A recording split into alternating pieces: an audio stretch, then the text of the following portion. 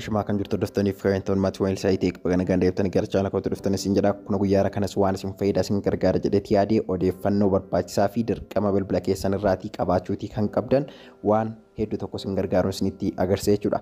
Egaan fakkeenyaa fi TikTok irraa, YouTube irraa, Facebook irraa akkasumas immoo social media gosa kamirraa yoo ta'u salphaatti jechuudha. Sekendii 2-3 gidduutti viidiyoo barbaanne kamiin iyyuu gadi buufachuutii ni dandeenya. Viidiyoo qofaas immoo miti MP3 yookiin immoo sagalee yookiin muuziqaa isaa qofaa gadi buufachuutii ni dandeenya jechuudha. Amma fakkeenyaa fi viidiyoo tokko osoo hin ilaalu sekendii muraasa gidduutti daawunloodii godhee isinitti agarsiisa. Kun amma akkuma agartan viidiyoo kana agarsiisa jechuudha. Viidiyoo kana ergin banee booda bakka irraati mallattoon sheerii ni jirti. Ishee kana yernaan akka kanatti tuqu aappiin bilbila koo irratti instaalii godhadhee qabutu jira. Amma isinitti agarsiisa aappichi maal akka ta'e. Isa dura garuu kun akkuma agartanii bakka irraati kana yoon al tokkootiif tuqe akkuma agartan yoon barbaade sagaleedhaan yoon barbaade immoo akkuma agartan viidiyoo qulqullinaan barbaaduun gadi buufachuutii ni danda'a jechuudha. Full HD isaa gadi buufachuutii ni dandeessu. Yoo barbaadan immoo MP3 isaa yookiin sagalee isaa qofaa gadi buufachuutii ni dandeessu. Akkuma agartan egaa filannoo hedduu ni qaba jechuudha.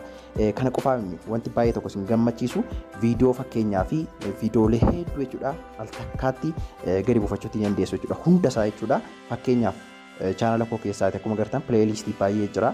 Hojii onlaayinii, hojii yuutuubii akkasumas immoo siistemoota garaagaraa, appilikeeshinoota garaagaraa kan hin barsiise. Fakkeenyaaf addana keessa seenuudhaan viidiyoo 7 qaba jechuudha. Amma fakkeenyaaf akkuma agartan kun qofti viidiyoo 7 qaba. Viidiyoo kana 7 isaa al takkaatti hundayyuu gadi buufachuu yoo barbaade kun akkuma agartan bakka irraati sheer kan jettu jirti. Ishee kana nan tuqa. Ammas akkuma agartan aappicha as keessaa filachuudhaan bilbila kootti jechuudha hunda isaa jechuudha pileeylistii jala kan jiranii viidiyoolee hunda isaa qulqullinaan barbaaduun gadi buufachuutii ni danda'a. Akkuma agartanii saayiziin isaa meeqa akka ta'e waa hunda isaa daraaratti natti hima. Kanaaf egaa al tokkootiif tuqnaan akkuma agartan daawunloodii ta'aatii jira jechuudha. Baay'ee tokko nama gammachiisa.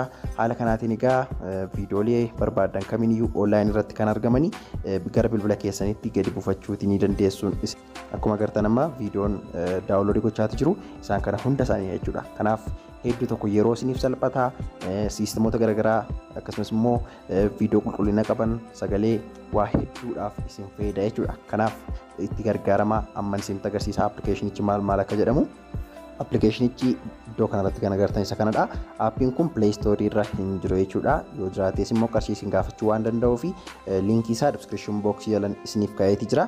Kanaaf sekendii muraasa gidduutti seentanii daawunloodii godhachuu ni dandeessu. Itti fayyadamni isaa immoo baay'ee tokko salphaadha.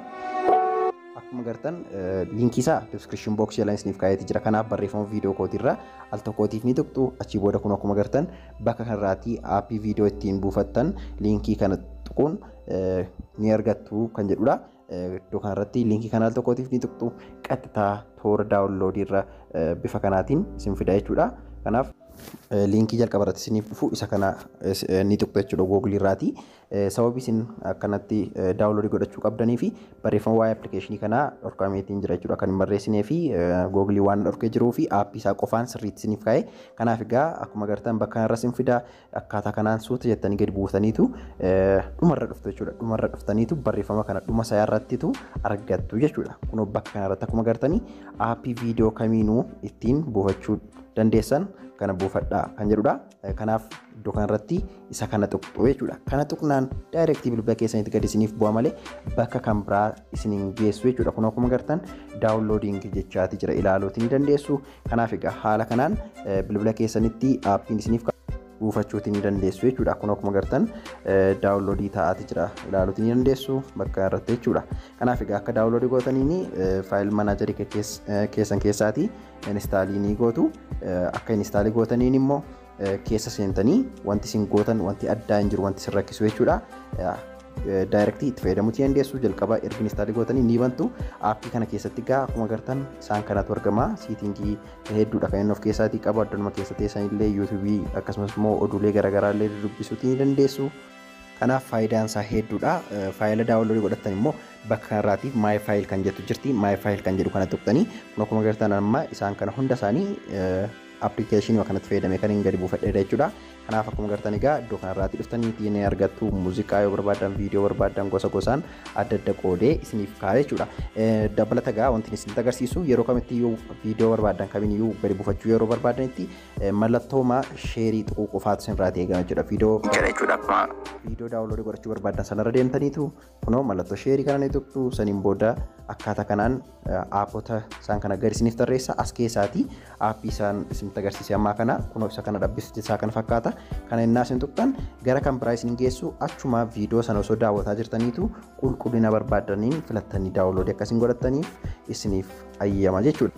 Yoo barbaadanis immoo viidiyoo kamiiniyyuu liinkii isaa koppii gochuudhaan daayirektii bilbila keessanitti akka inni gadi isiniif buutaa'isuu ni dandeessu. Fakkeenyaaf amman viidiyoo kana sheer godheen koppii liink kan jedhu nan tuqa achi booda gara appilikeeshinii kanaatti yoon deebi'e akkuma agartan daawunloodii ta'uudhaaf qophaa'eetii jira jechuudha. Bakka kanarraatti daawunlood kan jettu kana yoon tuqe bilbila kootti gannaaf bu'u ni eegala qulqullinaan barbaadeen filachuudhaan daawunloodii gochuu eegaluu nan danda'a jechuudha. Kana fakkaata egaa baay'ee tokko namatti tola.